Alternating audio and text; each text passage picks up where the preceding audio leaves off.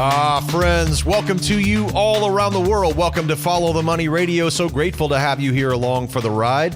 Well, we got a great show lined up for you today. You know, today is the very first episode of our podcast for the new year 2024, and I sure hope you had a wonderful Christmas season and a very happy new year. We are excited about this brand new year that lies ahead, and today on our episode, we have something special lined up. For every investor, whether you're a seasoned pro or just getting started, you won't want to miss today's episode. You know, we're in a world of constant change, and staying ahead of the curve is more important perhaps than ever before. It's very critical. And today, what I'm going to be doing is I'm going to be sharing my economic outlook for 2024, and I will reveal 3 investment themes that we believe will outperform the market in 2024. But before we do, we're also going to take a look back at some of the very best performing assets of 2023. This episode is jam-packed with information. So without further ado, let's dive into the very first episode of 2024.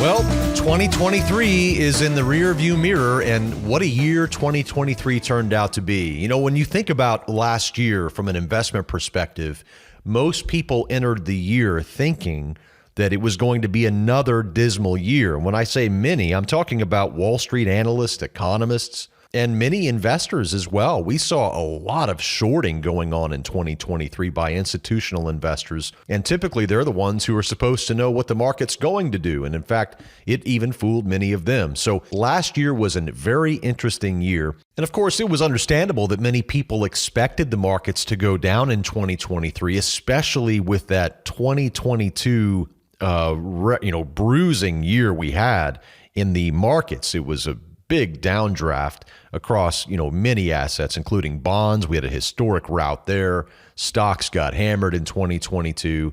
And as the new year came about, the idea was kind of based upon recency bias that we thought, well, 2022 is just going to continue into 2023, right?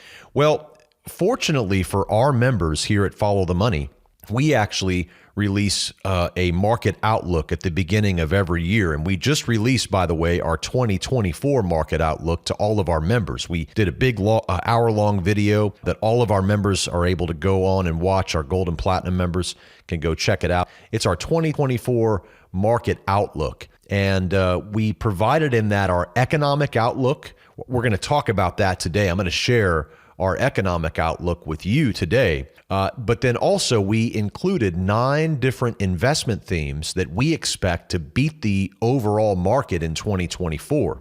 Now, as we head into the new year, of course, we're looking forward to what may be ahead. But before we talk about that, before we get into the economic forecast, and then what I'm going to do on this podcast episode is I'm going to share 3 of the 9 investment themes that we are bullish on in 2024. Members, of course, can get access to all 9 of them, and that's available on that video. The market, we'll have a link to that video, by the way, for all of our members in today's show notes if you missed it. But so at the beginning of every year, we try to do a market outlook. We began doing that several years ago. And at the beginning of 2023, we listed several markets that we expected to outperform. And let me just tell you what those were. So at the beginning of 2023, we had told our members that we expected the bright spots in 2023 to be crypto. I'm going to list several of these. We had listed crypto as one that we expected to outperform the market. And certainly we saw that. Bitcoin, Ethereum, and many other well-known cryptocurrencies certainly outperformed the broader market in 2023. We also told our members at the beginning of 2023 that we expected big tech to do well, specifically the NASDAQ 100, which is one of my favorite markets for trading and certainly for long-term investing. The NASDAQ 100 is a very difficult index to beat long-term. By the way, that did really well. I mean, the crypto did well, big tech did well, the Magnificent Seven, right? The QQQ, the NASDAQ 100. I mean, we saw major gains here. We'll talk about that in a minute. We also expected back at the beginning of 2023, U.S. small cap stocks to do well. Well, they pulled off a last-minute rally. And in fact, the Russell 2000 rallied about 16% in 2023. Which was a surprise because most of the year it was just grinding sideways in this very tight range where it just really wasn't going anywhere. So small caps actually pulled off a rally, but not until the very end of the year. Unfortunately, we had expected China to kind of get out of its funk in 2023, but it never really did. So China just failed to materialize as far as being a good idea in 2023. However, we do expect that that could begin to happen soon. China appears to be uninvestable by some investors, and we think that's probably ill-advised to be viewing China that way, especially when it's practically the largest economy on earth based upon GDP on a PPP basis. Now, there were a few other 2023 bright spots that we told our members about. We talked about foreign currency. We expected the euro and the franc to do well because we expected the dollar to come down. Well, the dollar still held on to some of its gains by the end of the year of 2023, but the euro and the franc took off. The yen, however, really sagged. We also expected precious metals to do well in 2023. And we did see gold stage a really nice rally, even hitting a brand new all-time high. But silver and platinum really lagged. Silver was practically flat on the year, and platinum was down, I want to say it was down around 10 or 11% for the year. We also expected two other areas to be bright spots in 2023, emerging markets in Latin America and also in parts of Asia. It was kind of a mixed bag. We saw some really good gains in Latin America and some areas of Asia, so that we would say that was pretty much a good call. And then we also expected bonds to rally last year. Shorter term duration was what we were focused upon. And we did see that, bonds they're pretty flat after a bruising year of 2022. And they really began to come back in the final, months of 2023. Now, before we move into our economic outlook, because I want to provide an economic outlook for the new year and kind of share with you what we're thinking about the economy in the new year, and it may be different from what you're hearing from some others, so you might want to stick around and listen to that. And then in segment 2, we're going to talk about 3 investment themes that we like for the new year. As I mentioned, we released 9 investment themes to our members. We're going to share 3 of those in segment 2 of today's broadcast. But let's begin by talking about the top performers year to date last year. So we track many markets here for our members. I mean, lots and lots of markets, but we have a top 10 major markets that we track in every issue of our Weekend Robinson report that we put out each weekend for our members. It's a trends journal we put out for investors and traders. And the major markets that we track, there are 10 of them. I want to tell you the top 10 markets. We'll tell you the top 5 best performers there. Number 1 was Bitcoin. Bitcoin delivered a massive 154% return last year. Ethereum was number 2, delivering a 92% gain last year. That is a fantastic gain, of course. The NASDAQ 100, ticker symbol QQQ, that was the number 3 best performer among our top 10 markets with a 55% return. Just simply incredible. The S&P 500, which many people consider to be a boring index, and quite frankly it is, but it rallied 26.3%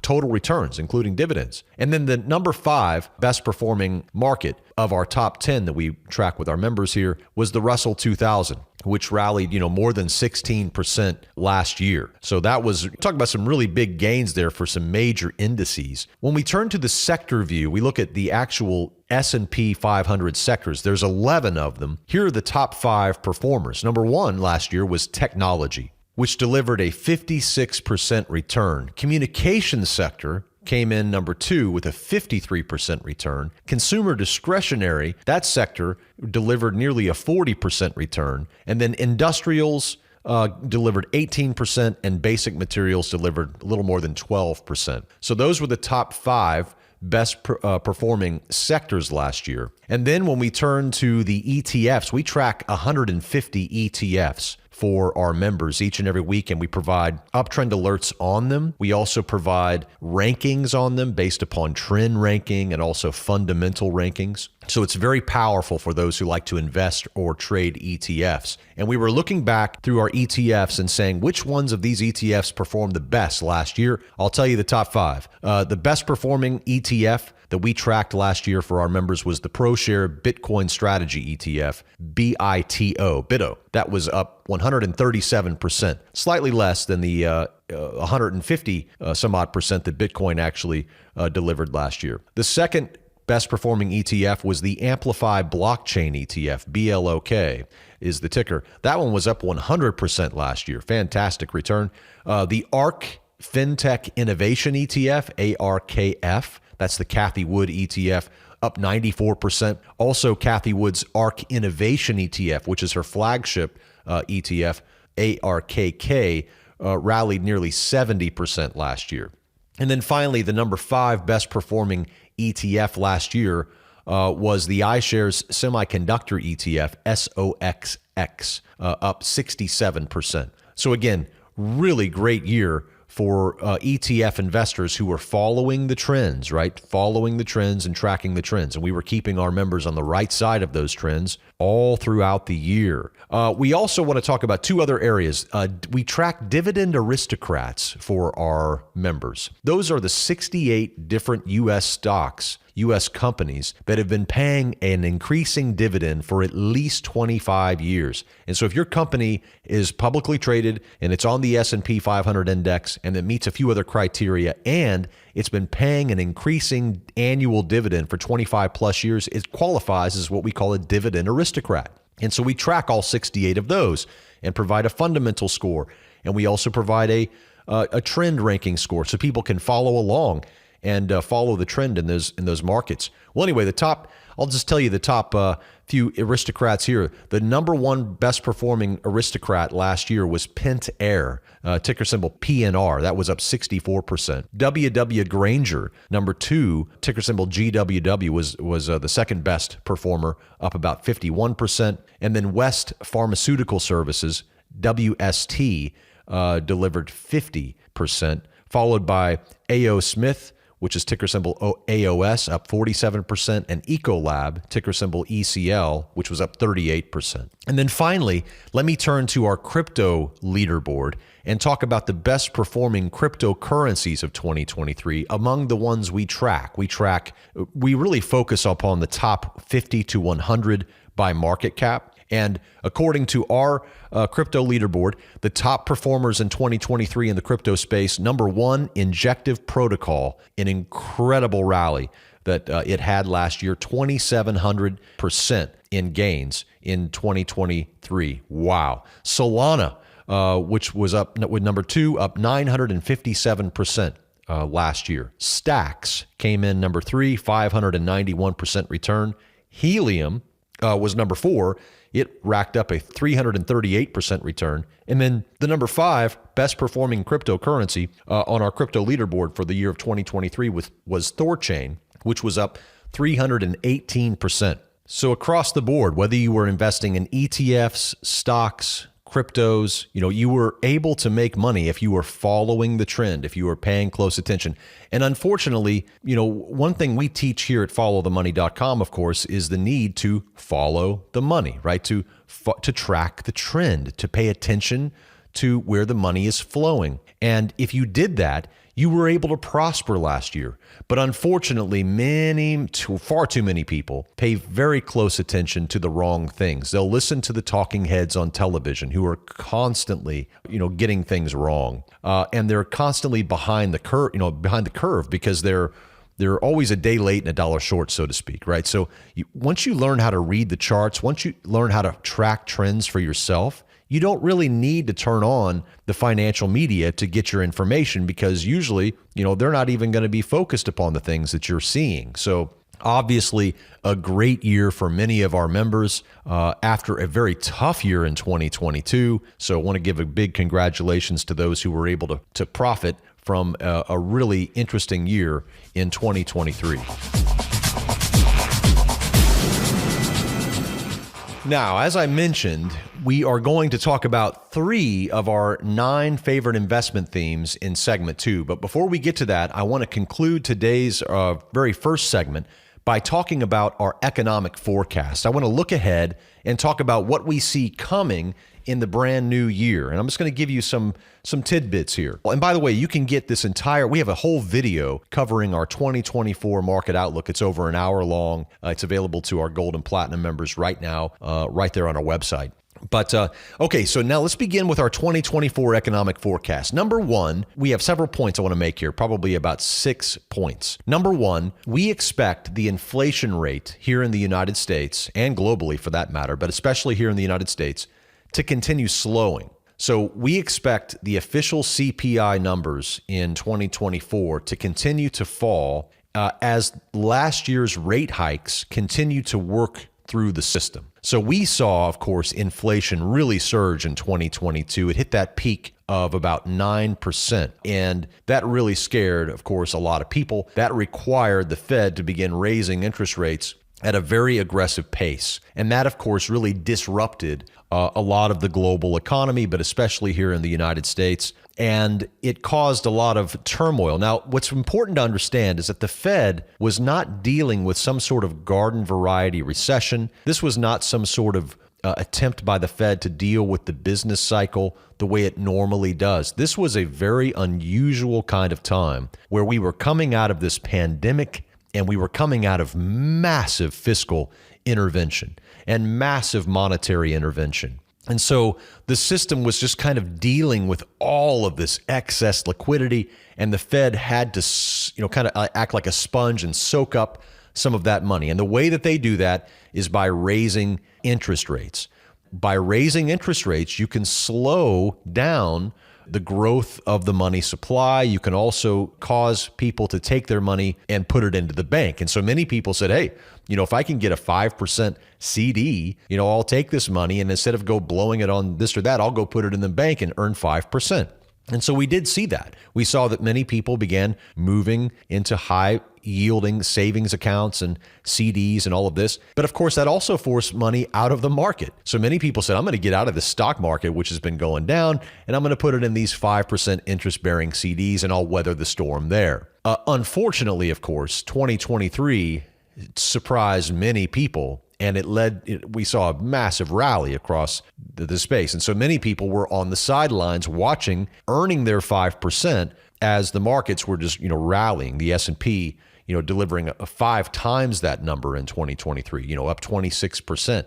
The NASDAQ 100, last year in 2023, if you were earning 5% in a savings account, well, that's great. But it would take you 10 years, or roughly 10 years, I guess, of that return to equal what you could have gotten from the NASDAQ 100 index ETF last year, just sitting in the top 100 companies here in the United States in 2023. So it's been a very interesting year for that in that regard. So number 1, we expect the inflation rate to keep slowing. We don't expect inflation to really surge back at all to that 9% level. That was a strange situation we went through, and we don't see it repeating anytime soon. At least, fortunately, we pray that we don't deal with another pandemic anytime in the immediate future that causes the breakdown of supply chains and all these things that we saw. Number 2, we expect that the U.S. dollar, as a result, will keep falling in 2024. So we're bearish on the dollar in 2024, and we have been bearish on the dollar throughout 2023. It never really reached its former peak that it reached back whenever inflation was soaring. And throughout the year, it threatened to go back up, but it never really got back above a key level we were talking about with our members. And then it finally began to dip. So as we move throughout 2024, the dollar is really a function of interest rates, at least its value. And as interest rates go down, well, the value of the dollar tends to go down, or the value of the dollar index tends to go down.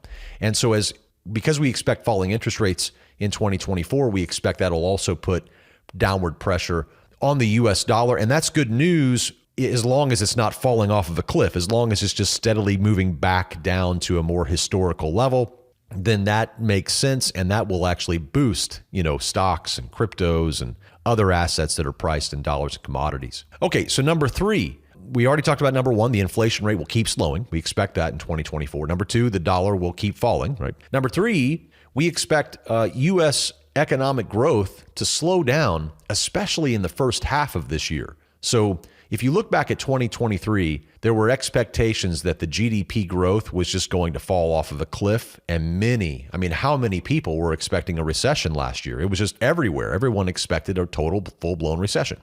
Well, growth actually surprised to the upside. GDP growth last year surpassed almost every expectation in 2023. But it is expected to slow down next year. And as we analyze the data, we suspect that we're going to see a marked slowdown, at least in the first half. And that could also come right along with a cooling labor market, which is really needed in order for the Fed to really accomplish its goal. So we do expect to see some slowing U.S. economic growth in the first half of 2024. However, as we get past the first couple of quarters, we expect that economic growth could reaccelerate as we head in just in time for the presidential election 2024. Don't forget that, by the way, that 2024 is an election year. And if you're familiar with market history, you know that election years tend to be better than many people may suspect. And that is because the institutions will tend to pull out the stops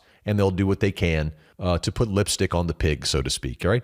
To try to make the situation a little better for the current administration. That's just very common. That happens pretty much every single election year. So we should expect some, accommodation from fiscal and monetary policymakers in 2024. Okay, so number 3, we expect a slowing of economic growth in the first half of this year, but it should reaccelerate as toward the end of the year. But we think that, overall, we're probably stuck in a sub 2.5% growth rate, which is really difficult when you consider the fact that we have a $34 trillion national debt now. We have trillion-dollar deficits. We have it's a bad scene economically from a macro perspective. As you fast forward the tape, they've got to do something. We have to do something. Is anybody going to do anything? I don't know. They will when they have to. How about that? Whenever they absolutely are forced to do something, they will. But when that will be, who knows, right? Who knows? Okay, we have 3 more points we want to get to in this economic forecast before we get into the 3 investment themes of the 9 that we just shared with our members at our 2024 market outlook. So let's talk about these last 3. Number 4, interest rate cuts will accelerate in the last half of 2024. So we expect the Federal Reserve will begin cutting interest rates very likely by March. And then we may get another, say maybe in April or May, but in the last half of the year, as it becomes evident that the economy has slowed down. And as we're heading into that election, we suspect that the Fed will begin to step up its rate cuts. And in the last half of 2024, we will see probably several. So overall in 2024, we are forecasting around 4 to 6 rate cuts this year. And I think that's going to be really good for those who are trying to buy a house, right? Mortgage rates have been outrageous for the average family. Housing is already very unaffordable. And when you couple that with elevated interest rates, it makes it really tough. Now, the interest rates, by the way, aren't that abnormal. If you go back historically, they're not that elevated. In fact, they're kind of at normal levels right now. It's that we've been at such abnormal levels for so many years that these normal interest rate levels feel like some sort of torture. They feel like what did I do wrong? Why do we have these interest rates so high? Well, quite frankly, they're very average. The interest rates right now are very average. It's just that we're so leveraged that they hurt. It makes it very difficult. Plus, with housing prices being as elevated as they are, and then you couple that with these elevated interest rates, it just makes everything much more unaffordable for the homeowner. So that's why, we're hoping that as interest rates come down, that'll make housing a bit more accessible to people. We're really hoping for that. And the Fed, we expect, will do 4 to 6 rate cuts in 2024. Okay, let's move on to number 5. We got 6 points here we're moving through on the economic forecast for this year. Number 5, we expect that corporate earnings will surprise to the upside. This is why we are bullish on equities in 2024, is because we do expect that the earnings are going to surprise. Many analysts now expecting, a certain amount of earnings based upon their analysis. We suspect that they have undershot and that we will actually see more in the terms of earnings to the upside. The consumer has been incredibly resilient, and that has caused some to have to revise their earnings upwards. And of course, if you know how earnings and earnings estimates and earnings revisions work, that can lead to higher stock prices. So higher earnings or higher earnings expectations or estimates leads to higher stock prices. And we think that's going to be another theme in 2024. You'll have rate cuts, which will be spurring a market rally. You'll have the dollar coming down as a result, which will also help the rally. And then you'll also have corporate earnings moving to the upside. And we suspect they will do better than expected. And that'll also drag prices higher. Okay, and then finally, number 6. We suspect that the generative AI that we've been seeing, this generative artificial intelligence, we believe that it will unleash a productivity growth wave. We believe that it's poised to unleash a powerful wave of productivity growth that will affect many different industries. And the thing is that this era of generative AI, kind of like ChatGPT and some of the different things we've seen, Grok over at Twitter and Bard over at Google, these are just the very, very early applications of generative AI. We haven't seen the full potential of what this is going to lead to. And what that full potential we believe is going to be or mean is that it's going to have a big impact on productivity, right? In almost every industry. According to McKinsey & Company, a global consulting firm, they've estimated that the productivity growth caused by generative AI, by this new technology, would add as much as $4.4 trillion annually to the global economy, right? And they expect it, of course, to impact all industries, retail, consumer packaged goods, banking, pharmaceuticals, medical products, marketing and sales, customer operations, software engineering, R&D. All of these areas are going to be impacted by generative AI. So we're in a beginning of a brave new world. We're moving into a very interesting place. And AI, quite frankly, which has been around for a long time, but it's really kind of coming into its own. Now the apps are starting to show up and people can actually use it. It's going to be a big deal, guys. I really believe that we're going to see more surprises from this and more impact in terms of productivity growth. Now, theoretically, from an economics perspective, productivity growth is theoretically supposed to lead to wage growth. And we really hope it does. It doesn't always, sadly.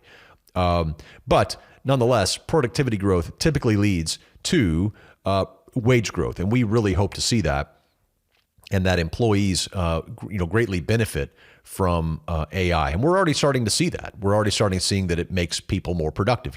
Some studies show that those who use generative AI in their industries, average employee will see a 40% productivity increase, a 40% increase in productivity. That's powerful. So if you can leverage these tools right, it can really make a big difference in your industry and for the global economy, quite frankly. So there is our 2024 economic forecast. Let me run through them real quickly. Number 1, we expect inflation rate to continue slowing here in the U.S. Number 2, we expect the U.S. dollar to keep falling in 2024. Number 3, we expect slowing economic growth here in the U.S. for the first half of 2024 with a little bit of a reacceleration in the back half. But realizing that we're not talking about massive growth. We're talking, sub 2.5% growth on an annual basis, probably for some time, maybe even a little bit lower, sadly. Number 4, we expect interest rate cuts will accelerate in the last half of 2024 with a total of about 4 to 6 rate cuts this year. Number 5, we expect corporate earnings to surprise to the upside, leading to higher stock prices, not lower. And then number 6, we expect AI to unleash a productivity growth wave that'll really begin to become evident in 2024. By no means will it be, the full enchilada, but it will certainly be an indication of what's to come. So with all that said, now what I want to do is I'm going to take a quick break. And on the other side of the break, I'm going to come back and I'm going to share 3 investment themes that we expect to do very well in 2024. Specifically, we suspect that each of these will beat the performance of the S&P 500 index, which is really what investing is really all about. If you cannot beat the S&P 500 index, you might as well just invest in it. Why get subpar gains? Why get market gains? If you can't beat the market, you might as well join it, as they say. So we are going to share with you 3 investment themes that we think will beat the S&P 500 next year. And we'll be right back on the other side of this break to talk about those. Stick around. We'll be right back.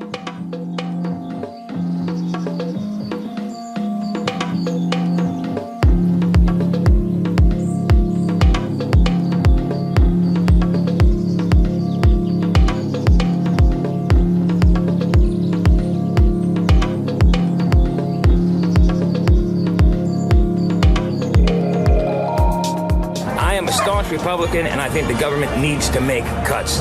There's got to be cuts in Washington where it's not going to hurt us. Okay, let's go over the list of what we should cut. Should we cut veterans benefits? No. Social Security? No. Education? No. Sandy relief? No. Medicare? No. Health care? Absolutely not. Military? No way. Unemployment benefits? No. Should we cut veterans benefits? Not at all. Social Security? No. Education? Nope. Medicare? No. How about the military? Not at all. How about unemployment? Nope. How about the Sandy Fund? Not at all. I mean, everybody says we have to cut the government, but nobody wants to give anything up that they're actually getting from the government. The federal government should cut their spending. I think they have a big spending problem on stupid stuff that we don't need. Should we cut the military? Definitely not. I'm totally for budget cuts. What should we cut? I don't know. How about education? No. How about the hurricane relief fund? No. How about unemployment checks? No. How about the military? No. How about food inspectors? No. How about veterans benefits? No. So what should we cut? I don't know.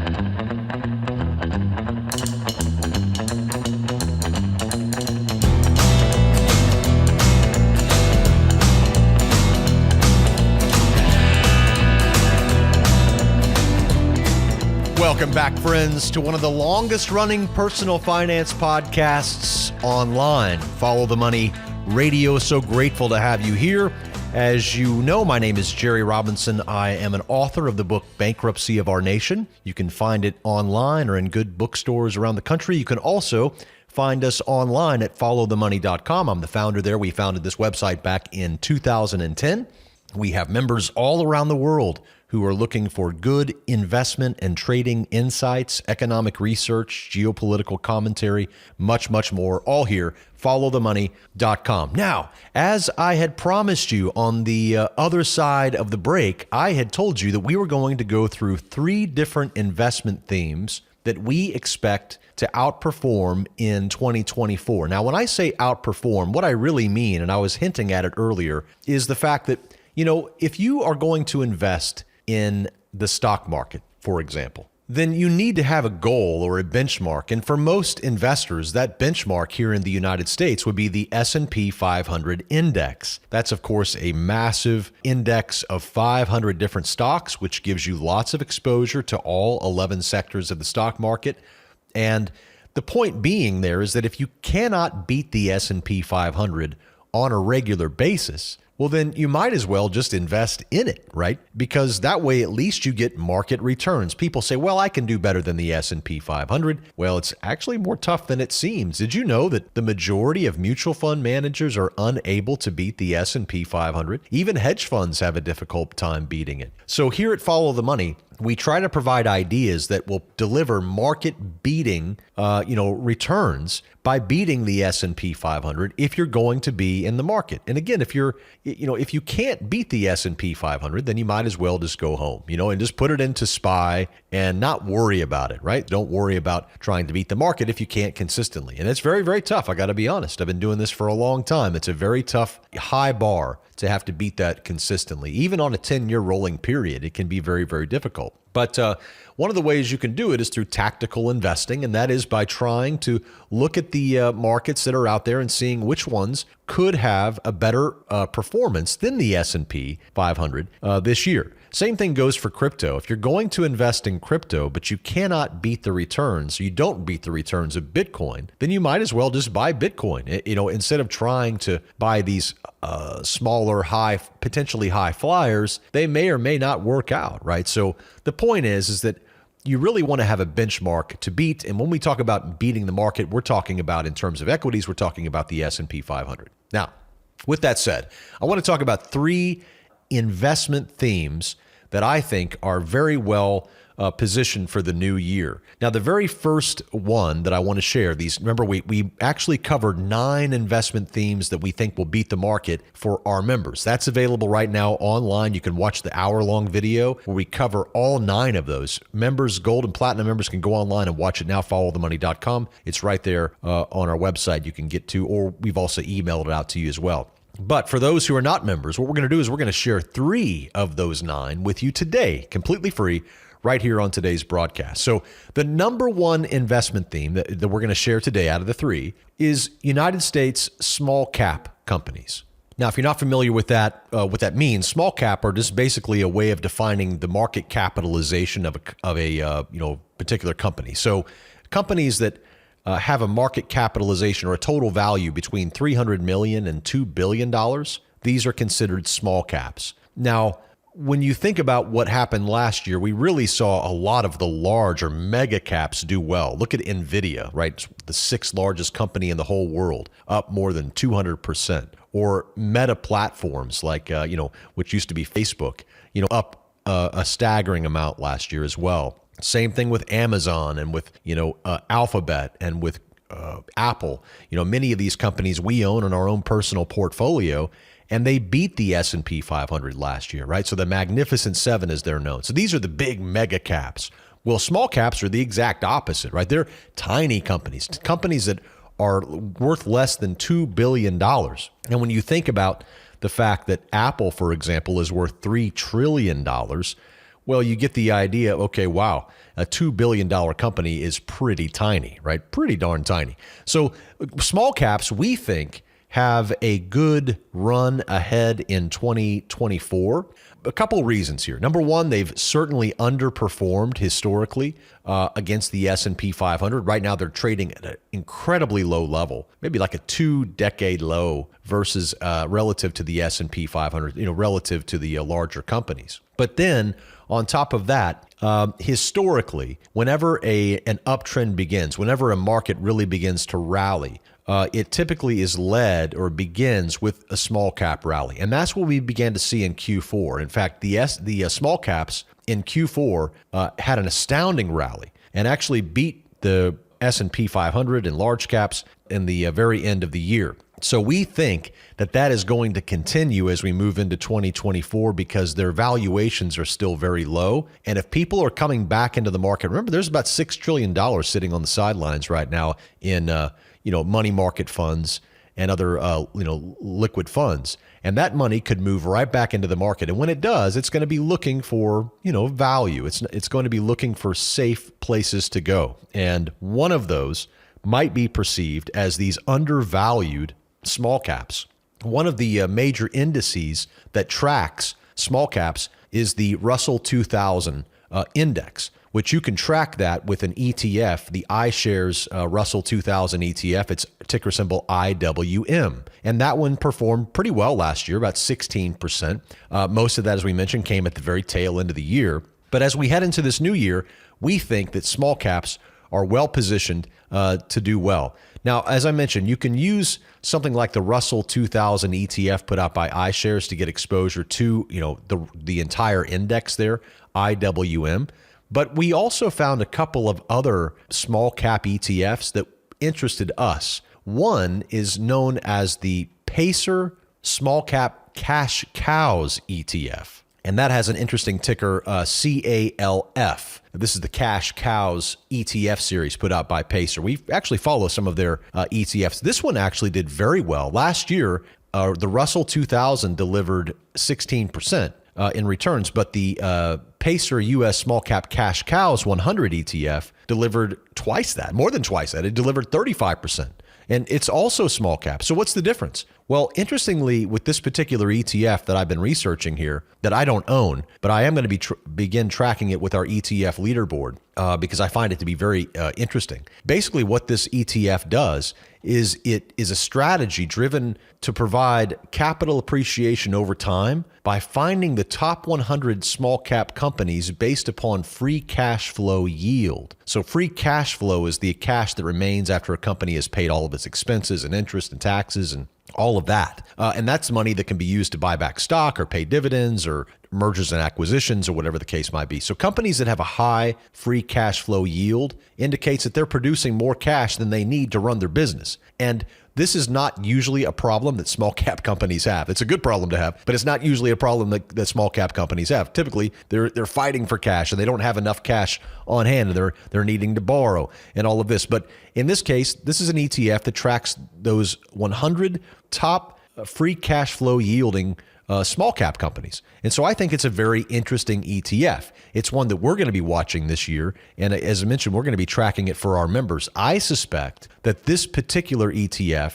as well as the Schwab US Small Cap ETF, SCHA, I think both of those stand a pretty good chance of beating the overall Russell 2000 index. That's the really big monster small cap index that most people know about. So those are a few of the ETFs we would be using. Now, as far as specific small cap stocks, I've got a couple of gems that I'm going to be sharing on an upcoming Trends and Profits webcast for our members only in the month of January. I've been researching a few different small cap companies. Sometimes these things can really, really do well. And I've got a handful that I'm going to be sharing on an upcoming members only webcast later this month. So if you're interested in small cap stocks specifically, you're going to want to be on that call, be watching for that if you're a member here at Follow the Money. So small caps, I think, is an area that we're going to see outperform in 2024. I think it's time for a rally in small caps, and I think we're beginning to see it now. The second investment theme that I wanted to share with you today that I think is going to outperform in 2024, quite frankly, I think it's not really a surprise, is cryptocurrency. Now, for those of you who've been listening to this podcast for a long time, you know that we've been talking about Bitcoin for over a decade. In fact, someone recently told us that we were one of the very first podcasts that even mentioned the topic of cryptocurrency way back in 2012, right before anybody was really thinking about it. So, and I was very fortunate to meet one of the very earliest, somebody who was much earlier than me, Trace Mayer, who was one of the earliest crypto adopters. In fact, he was telling me about Bitcoin way back. And, and so we had an edge in that respect. And I was very grateful for that. So we began sharing Bitcoin and we shared Ethereum when it was just $12 right here on this broadcast. We talked about Chainlink when it was trading for less than $2, and now it's $15 or $16 or whatever it is. Well, anyway, and we think there's more upside for that one as well. We own all of those. But as we move into 2024, this is the year where we have what is known as the halving. And the halving is where every 210, I don't want to get too geeky or technical here for you, for those who are not really into cryptocurrency, but just very briefly, Bitcoin has a halving of its inflation rate roughly every 4 years. After every 210,000 blocks are mined on the blockchain in Bitcoin, the block reward that is given to Bitcoin miners for securing the network and processing transactions and all of this, that gets cut in half. And that's scheduled to be cut in half April the 22nd.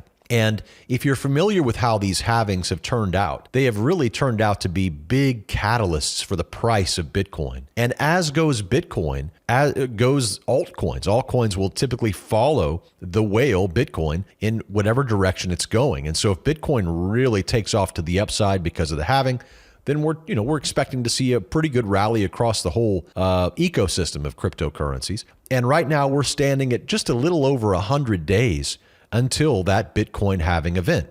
And when that halving occurs, you typically get a run up into it in price, and then you get a run that even accelerates even faster on the backside of it.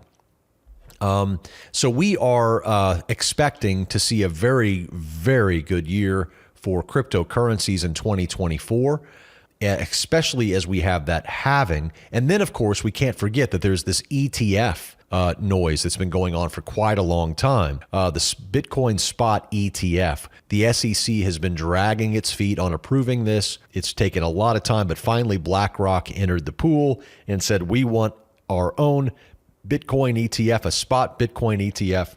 And if you're familiar with BlackRock, they're the largest financial company on the planet. They were the ones who actually launched the very first physical gold ETF.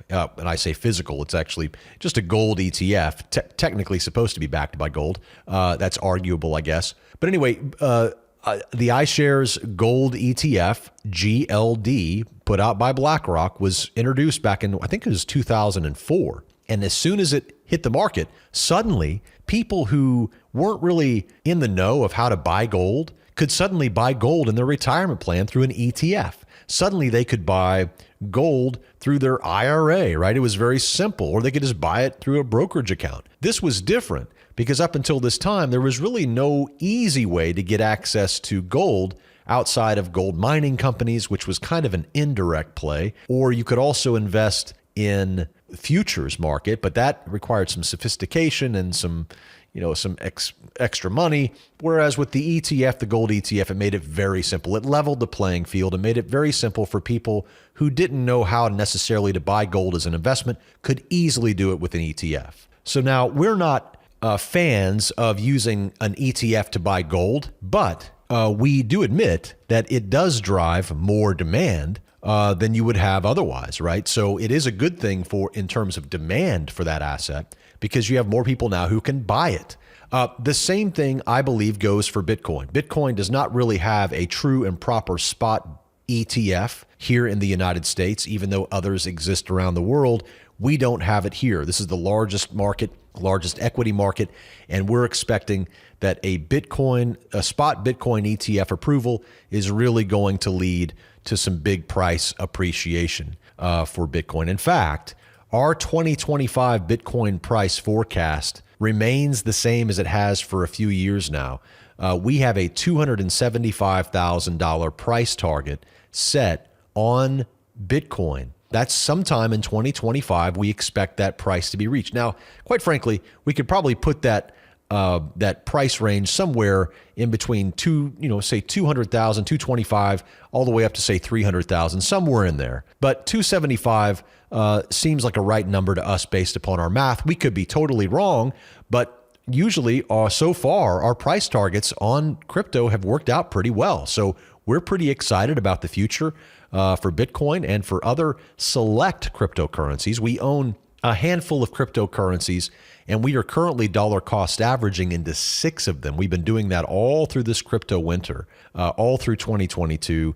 We added 2 more. We were dollar cost averaging into 4 throughout 2022. In 2023, we added 2 more. So now we have 6 we're buying. And our members, of course, can get access to that. We just talked about those on our latest market outlook, and we're maintaining that dollar cost strategy into 2024. Now, so that tells you the second one, right? So we had first, it was small cap companies. We think small cap stocks, and especially a few particular areas of that space could really do well in 2024 and beat the overall market. We're also very bullish on crypto. We think crypto is going to have a really banner year in 2024. Very excited about that space this year.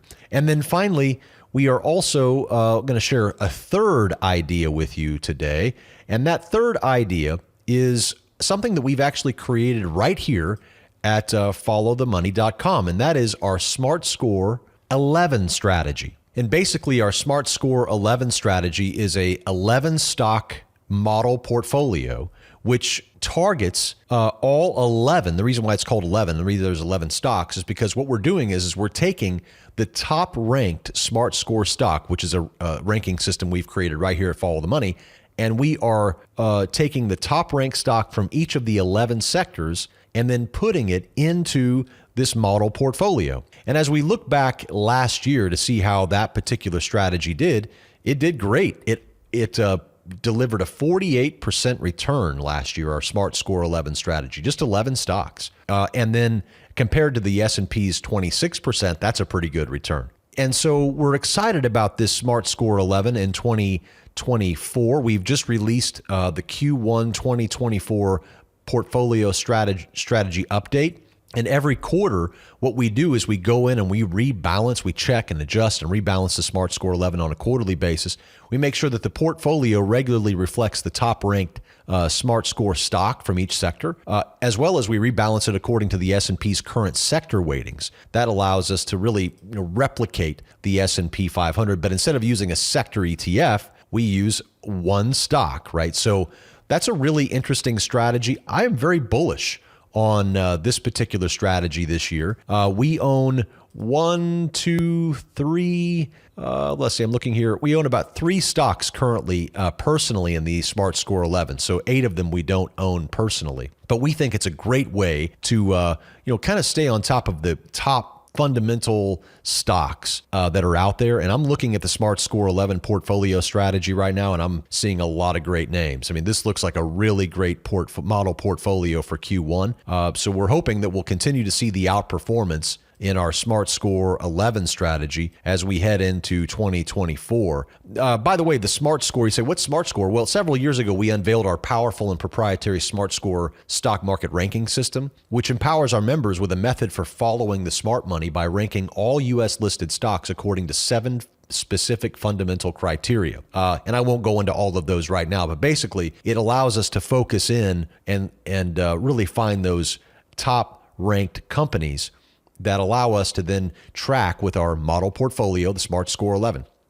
As I mentioned, I don't own all of these stocks that are in the portfolio. And if I do, we make a note that says, okay, Jerry owns this particular stock, and I own 3 of them out of this list currently for Q1. But the goal of the Smart Score 11 is to consistently beat the performance of the S&P 500, both on an annual basis and on a rolling 10-year basis. And right now, so far, we're doing it. Since inception, we've basically more than doubled the S&P 500. And last year, we nearly doubled the S&P 500. So we're very happy with that particular strategy. All of our members can go to followthemoney.com/SmartScore11, and you can see that portfolio there. And you can also learn more about how we construct it.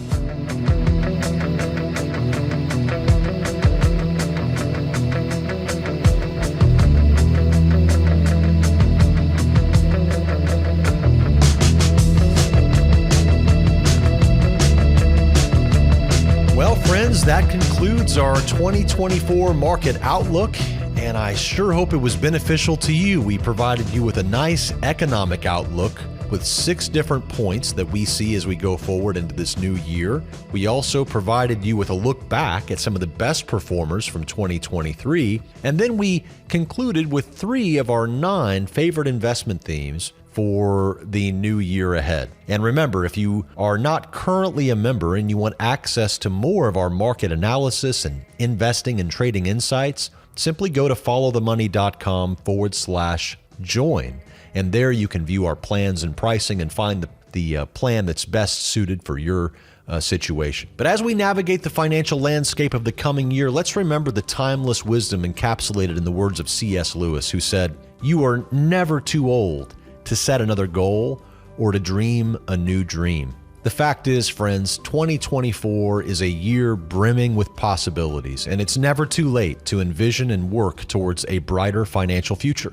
Before we part ways, I'd like to leave you with the powerful reminder from Steve Jobs, the founder of Apple, when he said, "Your time is limited. Don't waste it living someone else's life." As you make financial decisions and embark on investment journeys, make choices that resonate with your goals and your values and your aspirations. You have a unique path, and it deserves a purposeful and intentional journey. Thanks so much for joining us today. We hope this episode has provided valuable insights and perspectives that will guide you in the year ahead. And if you have any questions or topics you'd like us to cover in future episodes, don't hesitate to reach out to us.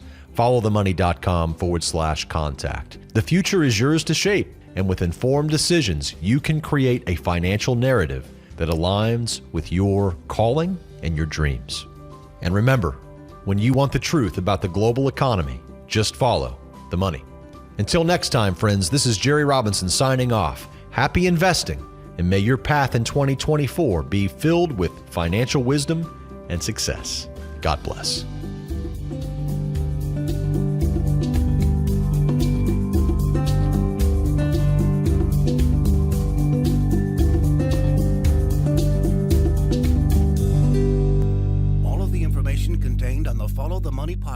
podcast is strictly for informational and educational purposes. It should not be construed as specific investment advice. The views and opinions of our guests and sponsors, including Tom Cloud, are their own and do not necessarily represent the views of FTMDaily.com or Robinson Media Group, LLC. Jerry Robinson does hold an insurance license and at times may offer consulting on life insurance and fixed retirement income products. Follow-up, individualized responses to email or phone requests that involve the rendering of personalized investment advice for compensation will not be made absent compliance with state investment advisor registration requirements or an applicable exemption or exclusion and applicable insurance regulations. Past performance is not indicative of future results. You should be aware of the real risk of loss in following any strategy or investment discussion on the podcast. Remember, never do your financial planning through podcast or radio. It's your money. Be wise. Do your due diligence and always consult a trusted financial professional before making any financial decision.